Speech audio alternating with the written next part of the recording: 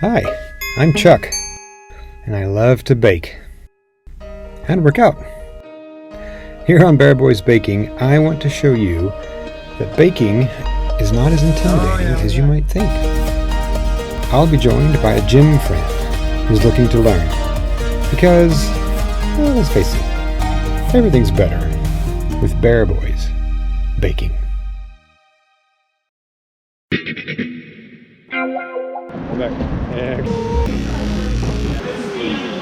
Or eating the chocolate. Speed and action. Daddy dating simulator. Hi everybody and welcome to Bear Boys Baking. I'm Chuck, your host, and this is Jake. my guest for today. We will be doing today the secrets of chocolate cake 101, and we'll be using a chocolate caramel crunch cake for the recipe. Very excited. This is a really fun recipe. It always turns out really good. It's a little different, which makes it kind of special. All right, you ready to get started? Yeah, let's get going. All right, let's bake.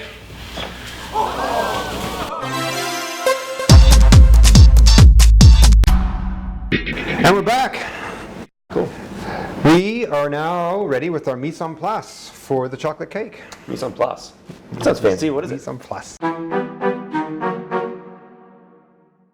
Basically, it's so that you're not running between prepping the ingredients and measuring the ingredients, right? Because if you're like on the stove doing something complicated and it starts to burn because you're off trying to like measure butter or measure flour, like you don't want that. So you want to get all the measuring done ahead of time and all in place. That makes a lot of sense. Yeah. Cool. All right, let's have a walk through the ingredients real quick because there are some that are important and some that aren't as important. Where are we at with that? So the very first thing we have here is the flavorless coconut oil. Flavorless.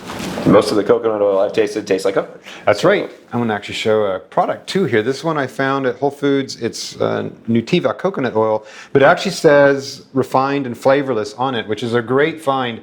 Generally, of the secrets of chocolate cake, which we're going to go through the four of them. Yeah, I want to learn them all. All of them. The first one is look for your recipe to have oil rather than butter. Oil helps a cake stay hydrogenated.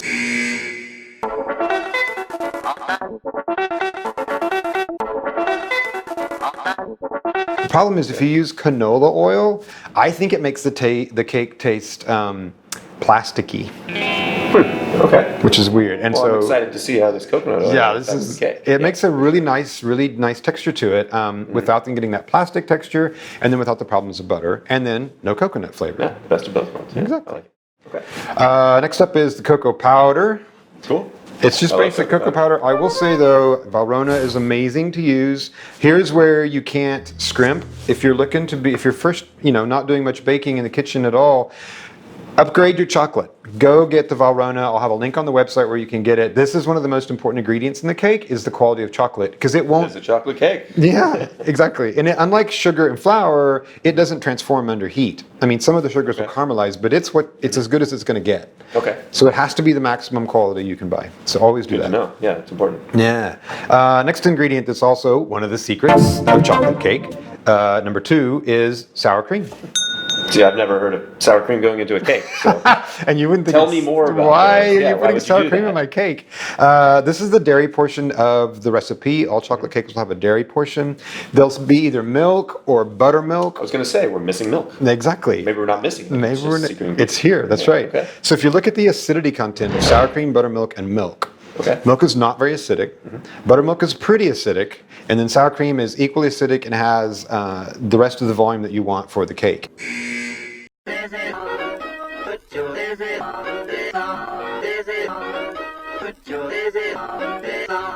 And so I always choose sour cream for that. Why is acidic good? It interacts with the other chemicals in the cake, the baking powders and baking sodas, and makes for a more lighter texture and density of the cake. It's like a little chemistry project. It is a chemistry project, yeah. So this is the best of the dairies I think you can use in your cake. And if you can't get sour cream, do buttermilk.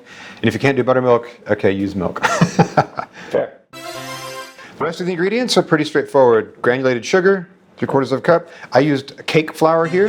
Cake flour. What's the difference between that and regular flour? Yeah, regular flour. Cake flour is more finely milled, so it is a softer flour, and it provides for a lighter cake texture.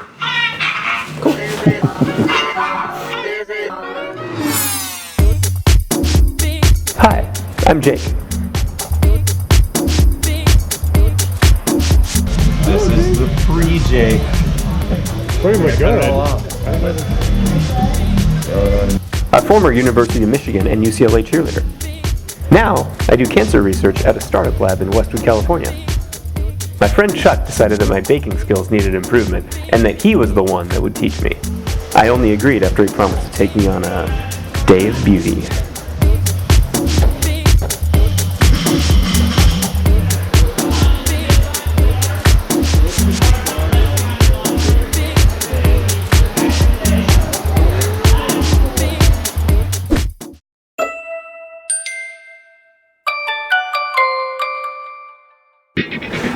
Okay, let's get on to the cake making. First thing we need to do is flour and butter the pans. Okay. This is a good time.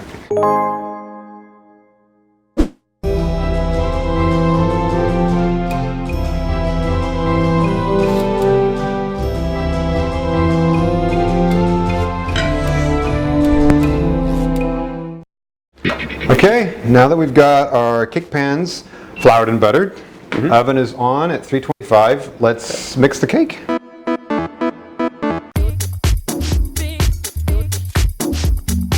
Finally is the brown sugar. Let's talk about this for a second. This is the third secret to chocolate cakes.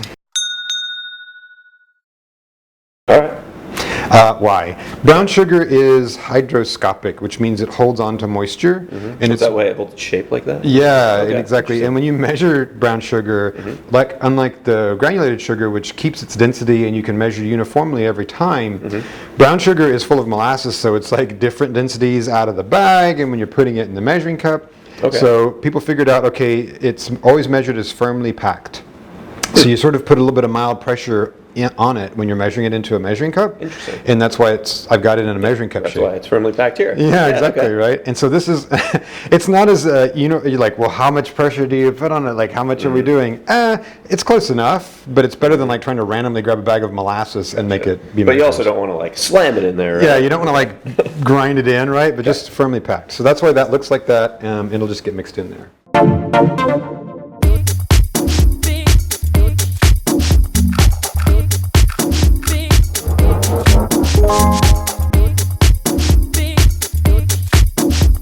Coffee is actually, it's sort of half secret number 4. Coffee is, it's like salt to food. Coffee is that to chocolate. What will happen is it will make the chocolate flavor more enhanced. And you'll be Awesome. like, oh, this Yeah. is really rich chocolate Anything cake. that enhances the chocolate Is a good plan. Yeah.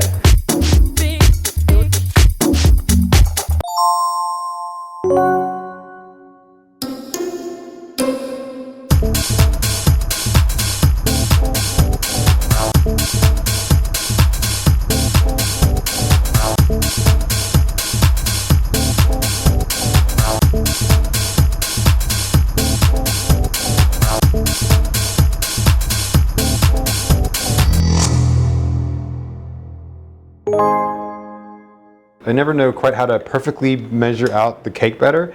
This recipe fortunately had its recommendation of roughly 2 cups per. So let's see what happens if we start with that.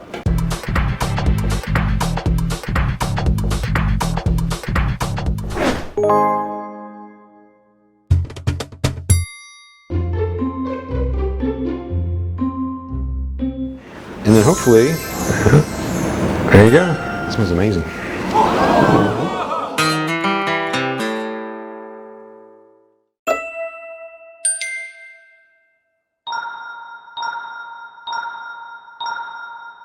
And in Eating some of that. or eating the chocolate. We have to bring the cream to a boil, and then we pour it over the chocolate, which then melts it, and then it has to cool to room temperature, which becomes the final dressing of the cake. So now that I have the cream at this thing, I'm just going to pour it over this The chocolate. cream smells really good. I know, hot cream. A lot of Strangely, good smells in baking. exactly.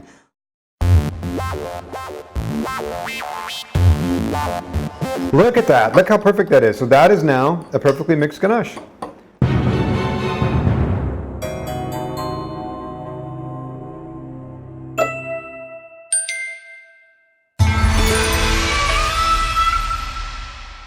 Okay, while the cakes are cooling, I would want to do the crunch part of the chocolate caramel crunch cake, All right. which is essentially peanut brittle.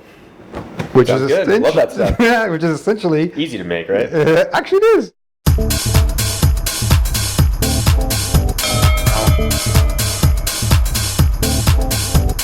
Good. Now generally once you've gotten to the stage where the sugar's melted and you got the bubbling sugar happening, you essentially just let it go all the way until it turns into the color of amber you want. It's a matter of seconds again to get it off at the right time. You have to watch this very closely. So people are afraid of boiling sugar, rightfully so. Don't have children playing around here. Don't be messing around doing anything else. Be here all the time, watch this happen. But it's safe if you just pay attention.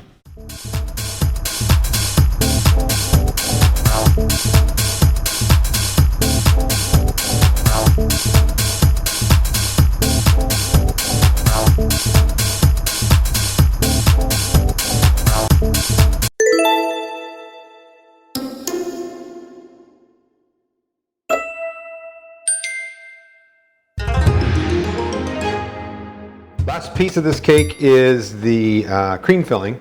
I'm going to have you do all of it. Great. So there's a trick to beating whipped cream, a big trick. It's one of the few things that you can actually break and ruin while you're making cake. You're safe to use a blender, but as soon as you hit soft peaks, you've got to stop. You're going to have to go on manual with a whisk to reach the hard peaks because you can sail right over that and do what's called break your cream. And you can tell immediately because the cream will look curdled and you can't recover it. Like the cream is literally broken and you have to start over. You can see this mixture's got a lot of structure. It's not quite there. A soft peak would be where I pull it up and then when I turn it sideways, it only dips a little bit. This is still a little bit liquidy. Give it a few more seconds of the beaters. Pull it out. That's a soft peak. And that just kind of goes like that. If this was a hard peak, this would keep the exact shape it has when it comes out of the blender. So we're going to be done with the electric part of this. You would mix all this in with a hand whisk, and just try to get it to hard peaks. You can see where if the texture stops being glossy and starts being crumbly, that is the cream breaking. So I've got to really be careful not, I might already be there with this. So I'm going to call this good for what we're doing because I don't want to break the cream if I keep going. But it's got a nice, as I say that, I keep going. Yeah, right? Like it's going to be, there we go. That is a hard peak. Pull it up.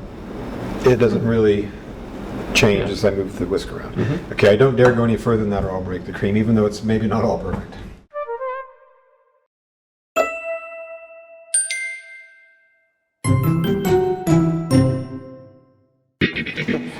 Okay, we're back.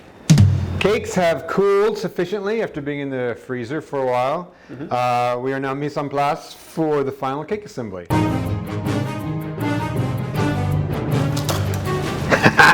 Isn't that fun? Yeah, that looks great. Yeah.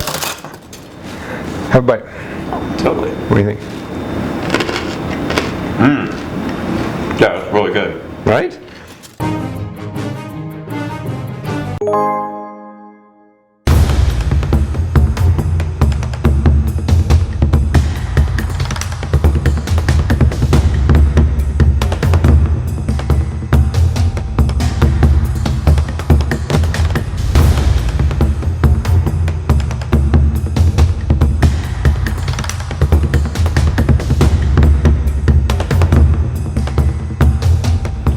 Okay, we're back. We just finished the second layer of cake and the second layer of whipped cream and crunch on this, and I spread it out. Now we're ready to put the last layer of cake on. What we just did looks like very much what we did before.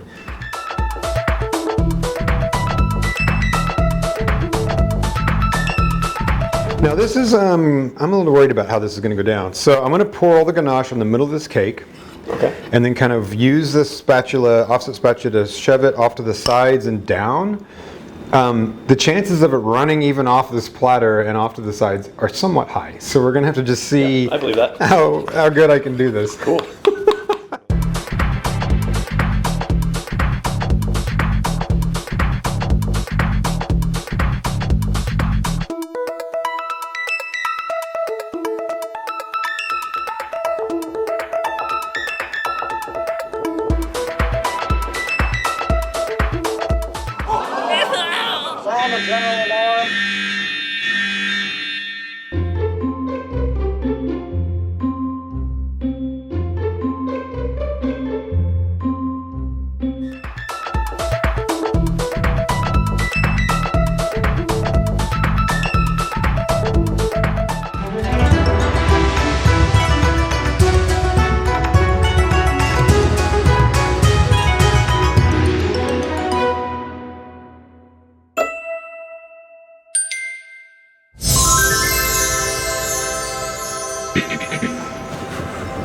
There we go.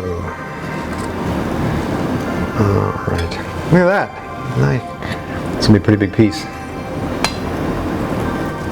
Well, we're big boys. Exactly. You are anyway. All right. This is gonna help you lift tomorrow. Okay, you ready, Jake? Here we go. Come on, come on, come on. Nice. Right. Beautiful white layers. Nice orange crunch on the outside. Big fat ganache layer on the outside. It's ready to go. Looks delicious. Caramel crunch cake. Oh my god. Looks real good. Really good. All right. This is some pretty amazing cake that we made here. What do you think? I'm impressed. Really good. All right, everyone. Thank you so much. We will see you next time on Bear Boys Baking.